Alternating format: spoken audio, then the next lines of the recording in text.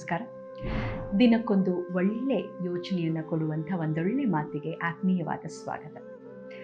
ಗೋಕುಲಾಷ್ಟಮಿಯ ಸಮಯ ಕೃಷ್ಣನಿಗೆ ನಾನಾ ರೀತಿಯ ನೈವೇದ್ಯವನ್ನು ಮಾಡಿ ದೇವರ ಮುಂದೆ ಎಲ್ಲವನ್ನ ಇಟ್ಟಿದ್ರಂತೆ. ಗುರು ಶಿಷ್ಯರೆಲ್ಲರೂ ಪೂಜೆಗೆ ಅಣಿಯಾಗಿದ್ರು. ಆಗ ದೇವರಲ್ಲಿ ಅಷ್ಟೊಂದು ನಂಬಿಕೆ ಇರದಂಥ ಒಬ್ಬ ಶಿಷ್ಯ ಕೂಡ ಅವರಲ್ಲಿದ್ದ. ಅವನು ತನ್ನ ತಲಹರಟೆ ಪ್ರಶ್ನೆನ ಕೇಳೋಕ್ಕೆ ಶುರು ಮಾಡ್ದ.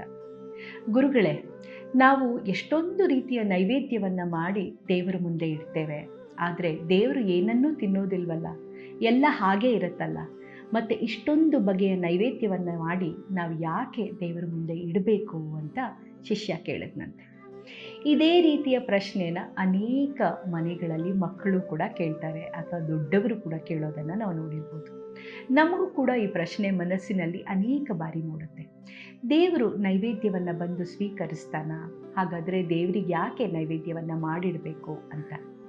ಗುರುಗಳು ಏನೂ ಮಾತಾಡಲಿಲ್ಲ. ಬನ್ನಿ ನಿಮ್ಮೆಲ್ಲರಿಗೂ ವೇದ ಪಾಠವನ್ನು ಹೇಳ್ಕೊಡ್ತೇನೆ ಅಂತ ಹೇಳಿ ಶಿಷ್ಯರಿಗೆಲ್ಲ ಅವತ್ತಿನ ವೇದ ಪಾಠವನ್ನು ಹೇಳ್ಕೊಟ್ರಂತೆ. ನಾಳೆ ಎಲ್ಲರೂ ಕಲ್ತು ಬಂದು ಈ ವೇದ ಪಾಠವನ್ನು ನನಗೆ ಒಪ್ಪಿಸ್ಬೇಕು ಅಂತ ಹೇಳಿದ್ರಂತೆ. ಮಾರನೇ ದಿನ ಶಿಷ್ಯರೆಲ್ಲ ಬಂದರು.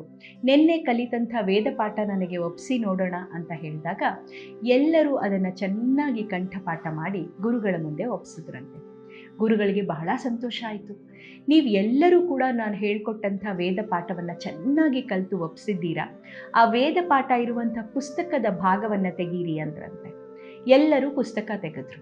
ಆಗ ಗುರುಗಳು ಕೇಳಿದ್ರು, ವೇದ ಪಾಠ ನೀವೆಲ್ಲ ಕಲ್ತಾಯ್ತು, ಆ ಮಂತ್ರಗಳನ್ನು ನೀವೆಲ್ಲ ಕಲ್ತ ಮೇಲೆ ಆ ಪದಗಳೆಲ್ಲ ಪುಸ್ತಕದಿಂದ ಮರೆಯಾಗಬೇಕಾಗಿತ್ತಲ್ವಾ, ಹಾಗಾದರೆ ಪುಸ್ತಕದಲ್ಲಿ ಆ ಪದಗಳು ಹೇಗೆ ಹಾಗೇ ಇದೆ ಅಂತ ಆ ಪ್ರಶ್ನೆ ಮಾಡಿದ ಶಿಷ್ಯನನ್ನು ಕೇಳಿದ್ರಂತೆ. ಆ ಶಿಷ್ಯ ಹೇಳಿದ್ನಂತೆ, ಗುರುಗಳೇ, ಪುಸ್ತಕದಲ್ಲಿ ಇರುವಂಥ ಆ ಪದಗಳು ಸ್ಥೂಲ ಸ್ಥಿತಿಯಲ್ಲಿದೆ, ಆದ್ದರಿಂದ ಅದು ಅಲ್ಲೇ ಇದೆ, ನಾವು ಅದನ್ನು ಸೂಕ್ಷ್ಮ ರೀತಿಯಲ್ಲಿ ಗ್ರಹಿಸಿದ್ದೇವೆ, ಅದೀಗಾಗಲೇ ನಮ್ಮ ಮನಸ್ಸಿನಲ್ಲಿ ಅಚ್ಚೊತ್ತಿದೆ ಅಂತ ಹೇಳಿದ್ನಂತೆ. ಹೌದು, ನೀನು ಜಾಣ ಉತ್ತರವನ್ನು ಕೊಟ್ಟಿದ್ಯಾ. ನಾವು ದೇವರಿಗೆ ಕೊಡುವಂಥ ನೈವೇದ್ಯ, ಇಡುವಂಥ ನೈವೇದ್ಯ ಕೂಡ ಸ್ಥೂಲ ಸ್ಥಿತಿಯಲ್ಲಿರುತ್ತೆ. ದೇವರು ಅದನ್ನು ಸೂಕ್ಷ್ಮ ರೀತಿಯಲ್ಲಿ ಆಸ್ವಾದಿಸ್ತಾನೆ. ಆ ಸ್ಥೂಲ ಸ್ಥಿತಿಯಲ್ಲಿರುವಂಥ ನೈವೇದ್ಯವನ್ನು ನಾವು ಭಕ್ತರಿಗೆಲ್ಲ ಹಂಚ್ತೇವೆ, ಹೀಗಾಗಿ ನೈವೇದ್ಯ ಯಾವತ್ತೂ ಕಡಿಮೆ ಆಗೋದಿಲ್ಲ ಅಂತ ಗುರುಗಳು ಹೇಳಿದ್ರಂತೆ. ಇಂಥ ವಿಷಯಗಳನ್ನು ನಾವು ತಿಳ್ಕೊಂಡು ನಮ್ಮನೆ ಮಕ್ಕಳಿಗೂ ಕೂಡ ತಿಳಿಸ್ಬೇಕು ಅಲ್ವಾ.